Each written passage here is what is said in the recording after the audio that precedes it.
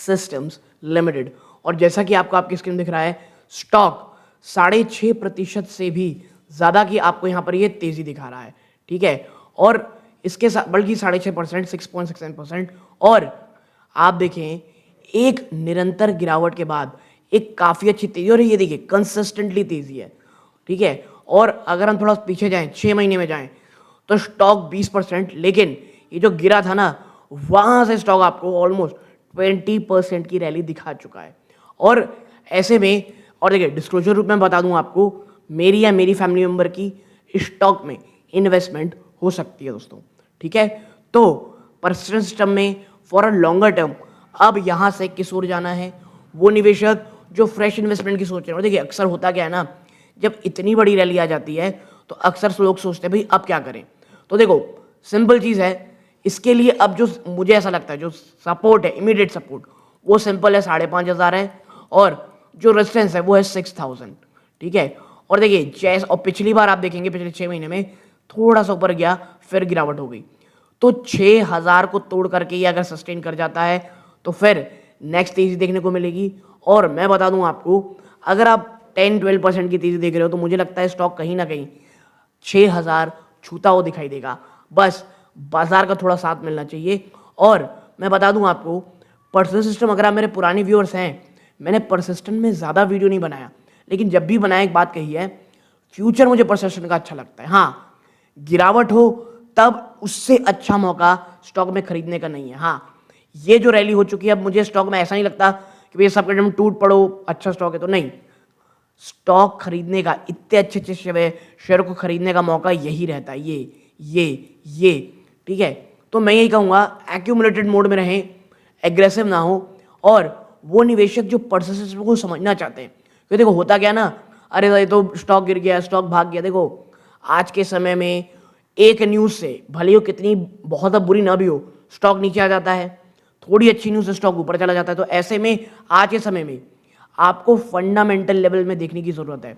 और जैसा मैं हमेशा कहता हूँ भी, देखो फंडामेंटल आजकल बहुत ज़्यादा पढ़ने की ज़रूरत नहीं है, जो डेटा है उसे कंपाइल करो, आपके सामने रख दो, और मैं यही आपके साथ आपके सामने मैं लेकर के आता हूँ। आप देखिए, अगर इस चैनल को सपोर्ट करना चाहते हैं दोस्तों, आपकी स्क्रीन में QR कोड दिख रहा होगा, आप उससे हमें फ़ोन पे के माध्यम से इस चैनल को फाइनेंशियली भी सपोर्ट कर सकते हैं। मैं ऐसा इसलिए कह रहा हूँ, मैं हमेशा कहता हूँ लगातार सवाल बढ़ते चले जा रहे हैं, बहुत सारे स्टॉक रहते हैं जो पीछे छूट जाते हैं दोस्तों, ठीक है। और ऐसे में, और मैं आपसे कहता हूँ कि भाई मैं सब काम अकेले करता हूँ, तो चीज़ों को थोड़ी तेज़ी करने के लिए अब कुछ चीज़ों की आवश्यकता हो सकती है, या और भी अच्छे तरीके से आपके सामने प्रेजेंटेशन करने की मैं कोशिश करूँगा। तो अगर आप चाहते हैं फाइनेंशियल सपोर्ट करना तो QR कोड से कर सकते हैं, और आप कह सकते हैं अगर आप नहीं कर सकते कोई इशू नहीं है, जिस तरह से चीज़ें चल रही हैं हम चलाते ही रहेंगे दोस्तों। ओके, नाउ अब बढ़ते हैं आगे और बात कर लेते हैं डेटा की।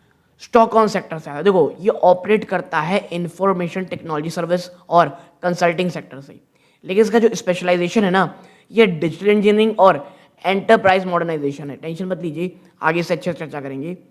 ये एक मिड कैप IT सेक्टर है जो फोकस करता है हाई ग्रोथ एरियाज में, जैसे क्लाउड, डेटा, आर्टिफिशियल इंटेलिजेंस। तो जो आने वाली चीज़ में इंडिया देख रहा है, अपने आप को प्रोग्रेस करते हुए आने वाली चीज़ों में देख रहा है, वो तमाम कह सकते हैं ग्रोथ पैरामीटर्स में परसिस्टेंट काम करता है। और इसकी एक बहुत ही गजब की चीज़ आपको बताता हूँ मैं, कंपनी ने ना लगातार 22वां क्वार्टर दिखाया है जहां पर उसने रेवेन्यू ग्रोथ दिखाया है, और एनालिस्ट के एस्टिमेट को भी पार कर दिया है ये। और जिस प्रकार की स्थिति में ओवरऑल IT इंडस्ट्री है, मैं कहूँगा परसिस्टेंट ने ना एक अलग ही माइलस्टोन पे सेट किया है।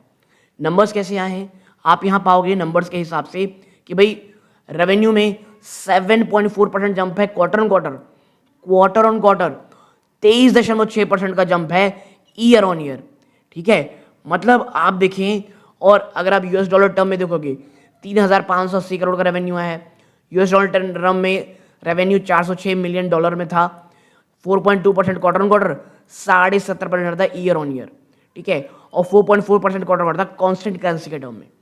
आपका नेट प्रॉफिट यानी पैट 471.4 करोड़ में रहा है, 11% का year quarter on quarter jump है, और ईयर ऑन ईयर भाई साहब 45% जंप है। I mean fantabulous result, best result, ठीक है।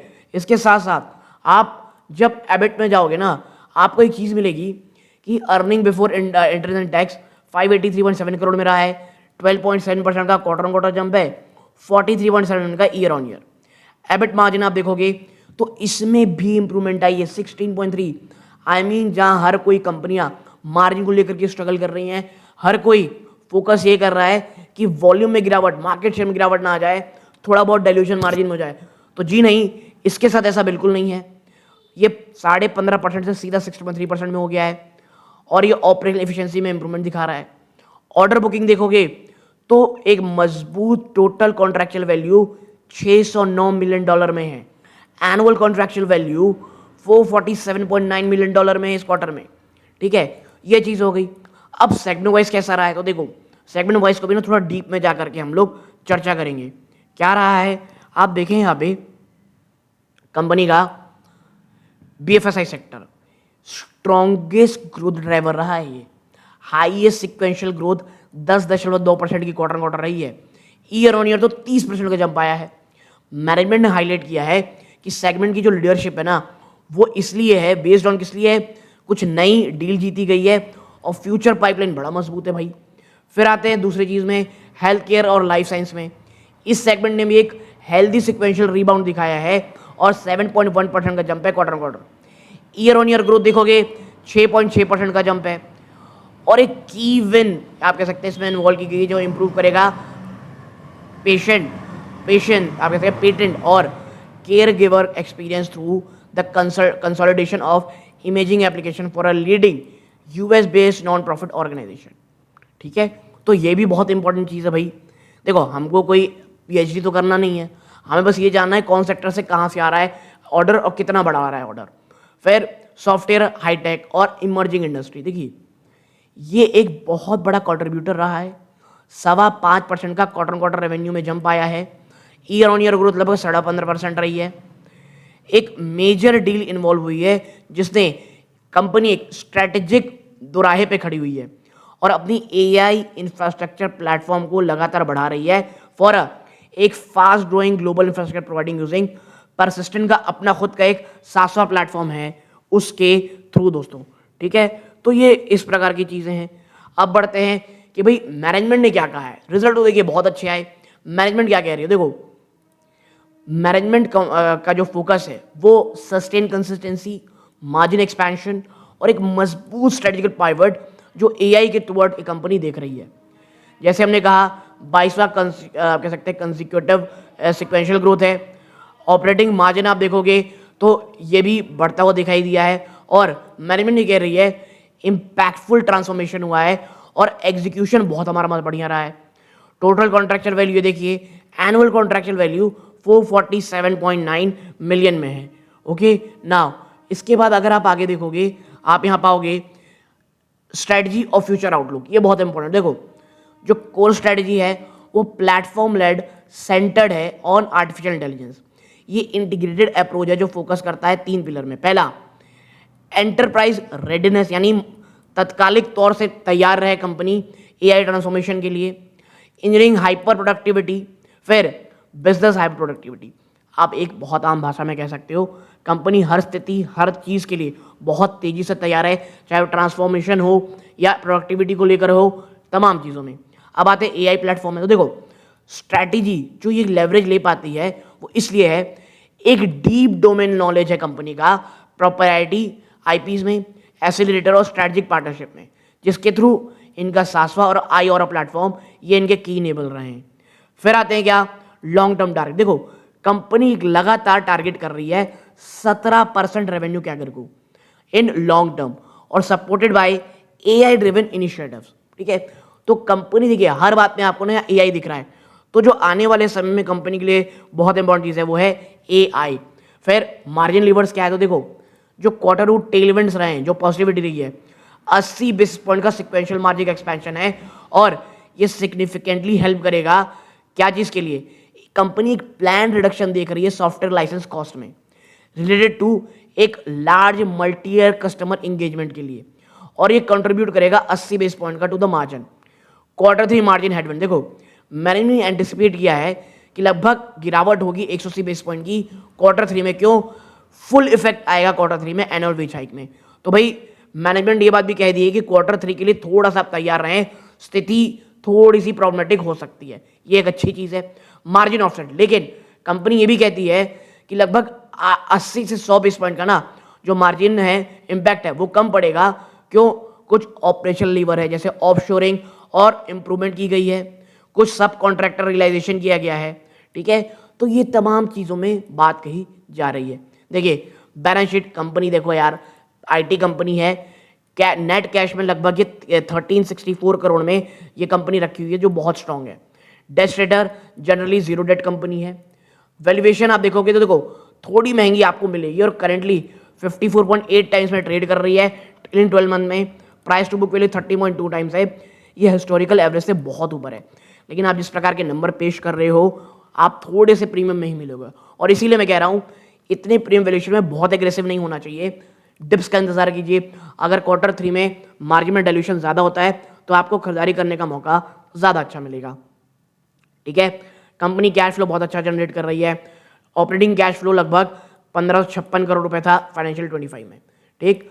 ये बहुत ही अच्छी चीज़ है यहाँ पे, और कुछ रेशियोज है, आप पॉज करके पढ़ना चाहते हैं तो पढ़ सकते हैं। प्रमोटर की होल्डिंग 30 पॉइंट आप कह सकते हैं 5-6% है।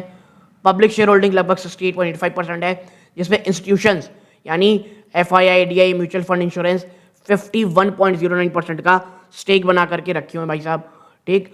फॉरेन पोर्टफोलियो इन्वेस्टर का 24.2% है, थोड़ी बहुत गिरावट थी।